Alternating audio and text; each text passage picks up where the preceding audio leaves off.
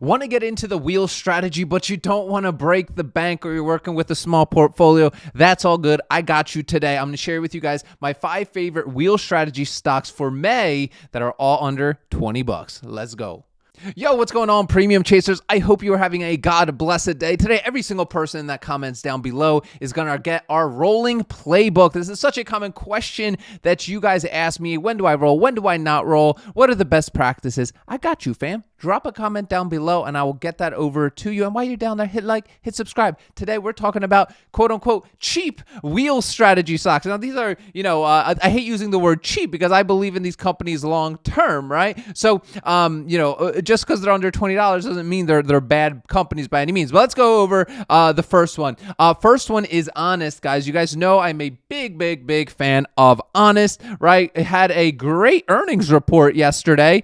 Shot up like 9%, and now we're down 7%, right? Let's get it, right? So right now, it's not really setting up for anything really good in terms of cash secured puts or covered calls, kind of just trading right in that middle Bollinger Band area, not really doing much, right? Now, one quick thing I want to tell you guys about before we keep jumping in, right? Guys, you got to build your own conviction around your own portfolio. For me, Honest, I love Honest because when I had my first kid, I had no idea Honest even existed, right? We started using all their products, and I come to find, our friends that are having kids, everybody was using Honest products and is using Honest products. So I have a lot of conviction and belief in the company because I have their own products, okay? So you should have that same conviction yourself. Don't get financial advice from YouTubers, okay, guys? I'm telling you, build your own portfolio, build your own watch list of real conviction stuff that you have. And honestly, that's the way to go, guys. I can't stress this enough. So first one is Honest, all right?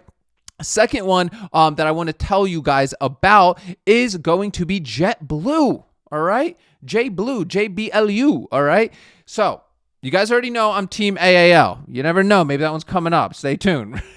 But, all right, if I had to pick a second, it would be JetBlue, okay? If I had to pick a second, it would be JetBlue. I think they have a fantastic airline experience in terms of A to Z, like anything from their first class is freaking amazing. Their food is delicious, right? Just overall customer satisfaction is JetBlue. But JetBlue's catching my eye right now, okay? And the reason for that is it's been getting beat up drastically. I mean, we're at levels right now that we haven't seen in a long time with JetBlue trading around, 460. It has been a while, right? So I do think in all, the whole airline industry is suffering, right? The whole airline industry is suffering right now, right? And there's a lot that goes into it that we saw with the CPI reports. And whoa, look at that. I'm a teenager again, right? But a lot goes into that, right? They're trying to get people to fly a lot more. And it's just been it's been tough, right? So airlines across the board are getting beat up, but when things are getting beat up and we believe in them long term, it could be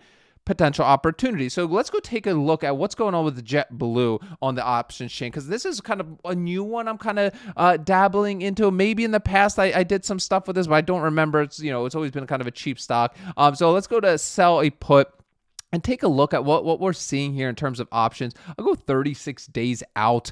Now, obviously, guys, these premiums, I took these at the time of the recording, so let's all use some common sense here. This is educational content. The premiums I'm seeing on my screen right here are different than what you're going to see, okay? Right? We all adults. We get that full disclaimer, all right? So what I'm looking at here is the 4s. Let's open up the 4s. 24 delta, that's fine.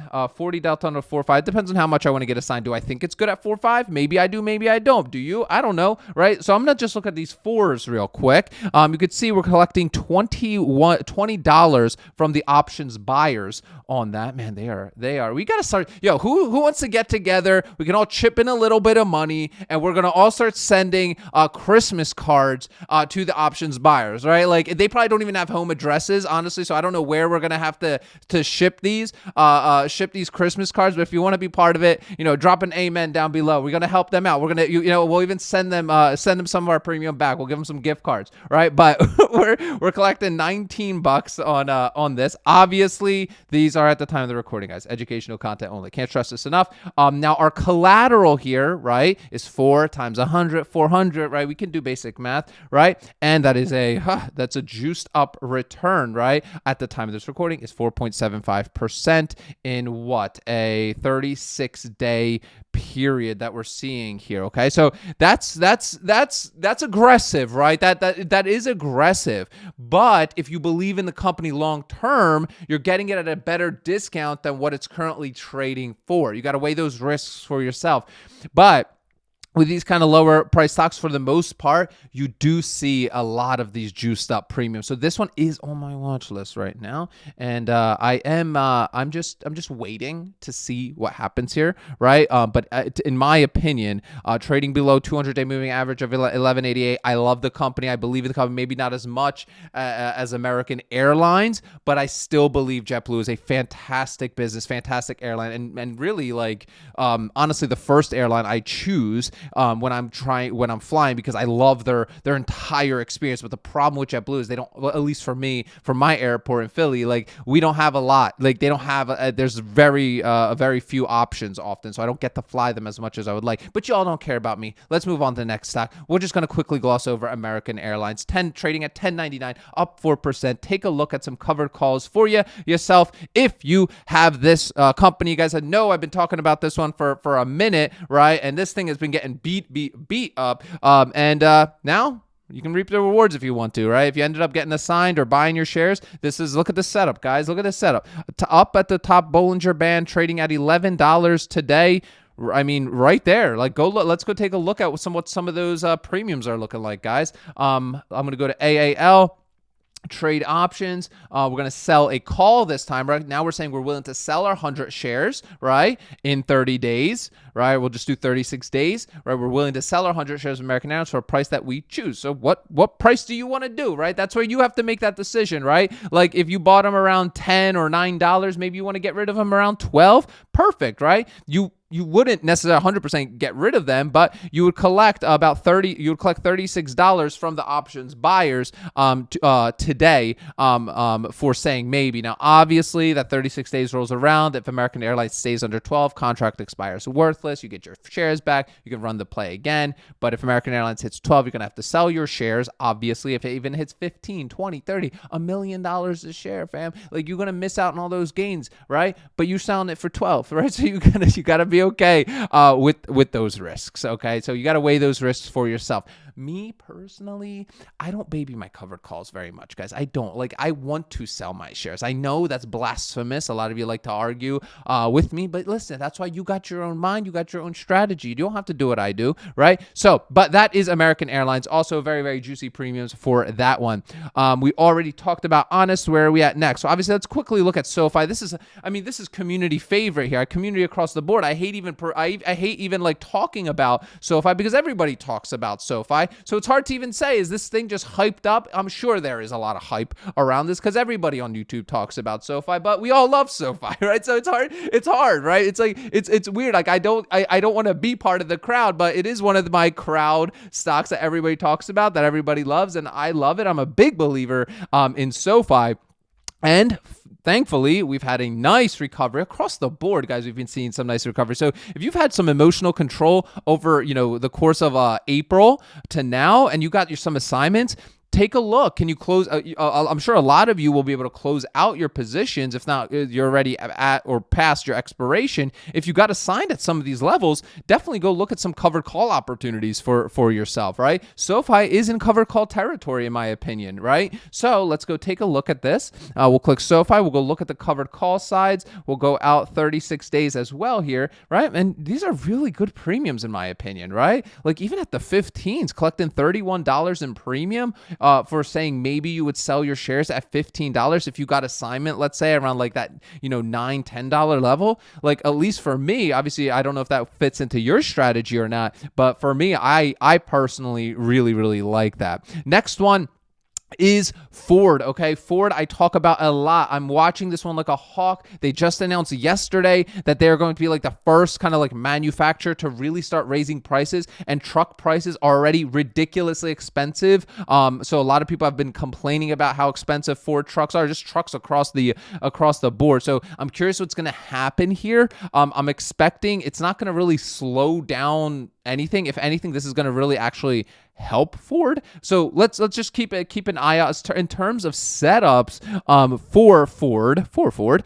It's still in decent covered call territory. Again, has been getting beat up since the beginning of April, and has now basically hit pretty high mid tens, right, from down to its lows around 870. So again, great setups for our covered calls. And really, guys, go look at your shares that you have for other things. This strategy, obviously, we're not babying this stuff all the time. We don't trade a lot as option sellers, but definitely go take a look. You might have some opportunities that you didn't even know inside of your portfolio right now, because everything has kind of gone up. You might be able to close out a lot of your cash secured puts early, which is fantastic, right? If it makes sense.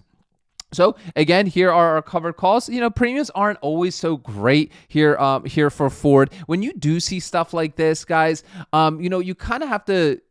You gotta have to move the system around in your favor, right? So, like, some of you will ask me, Pete, well, what if they're not like juicy enough? Like, what if I don't only want to collect $11, right, of premium? Like, I would like to, if I'm going to potentially sell my shares, I want to sell them for a better price and collect premium. And the simple answer is this, right? And you're not going to like it, but you go out further. Maybe instead of doing your 30-day expiration, you do a 50-day expiration, right? Now, I don't always say this is a good idea, but if you really just want to get rid of it and get a little bit more premium, it's good. You could see even here, we're not even getting that great premiums on Ford right now, right? And that's because, right, when we look at the actual chart and where Ford has been, there's just, it's only right at its 200-day moving average, right? And we haven't seen really enough kind of buyers coming into the market yet just with Ford. So there's a lot of that fear and uncertainty still going on with Ford. So it's a play where that you need to make that decision. Maybe you got assignment around 870, and you see it came back, and you're like, you know what, right? I might do these, right? I might just be like, hey, you know what? I'll sell at 11, right? And I'm still collecting a decent return there, and I'll have a great appreciation sale. Guys, don't forget, every single person that comments down below is going to get our rolling playbook. While you're down there, hit like, subscribe, and remember, guys, sell options, collect premiums, repeat. I will see y'all tomorrow.